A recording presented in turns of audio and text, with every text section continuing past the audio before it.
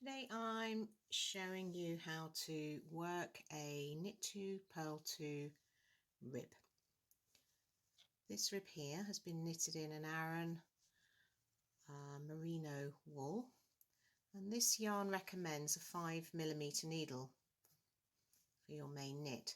Now I work this Aran rib on a 4mm needle. I go down to a 4mm to ensure I've got a lovely tight rib and a rib that's got some bounce on it, so it's got the elasticity that you need in a rib, and it should have the memory to come back to this position after you've worn it. So that's why I recommend a smaller rib. All my knitting patterns give you the needle size that I recommend for the rib and for the main knit, so you don't have to worry about what size you should use. Also, the knitting patterns will tell you which stitch you start your row with and which stitch you end your row with.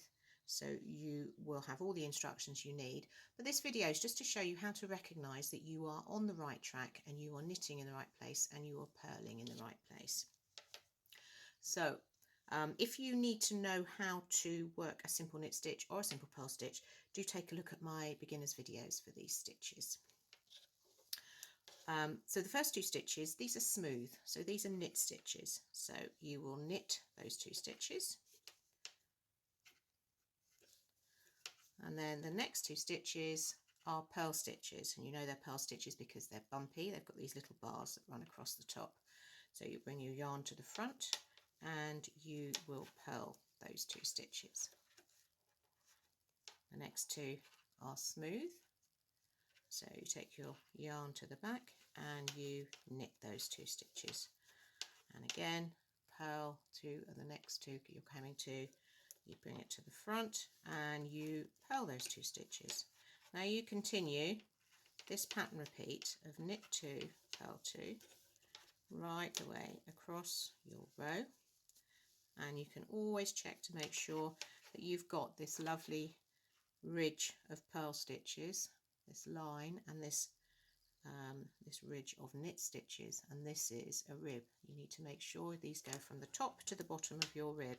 If they don't, you've put your knit and your purl stitches in the wrong places. Now if you've done that and you need to go back, I will have another video for you to see showing you how you can take back your rows easily, and then you can knit them again correctly. So we've got to the end of the row. You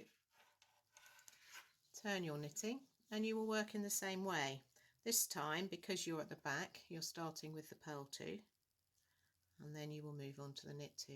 But you will do exactly the same thing. If you've got bumps, they're your purl stitches, you purl 2, and if you're smooth, they're smooth, you knit them.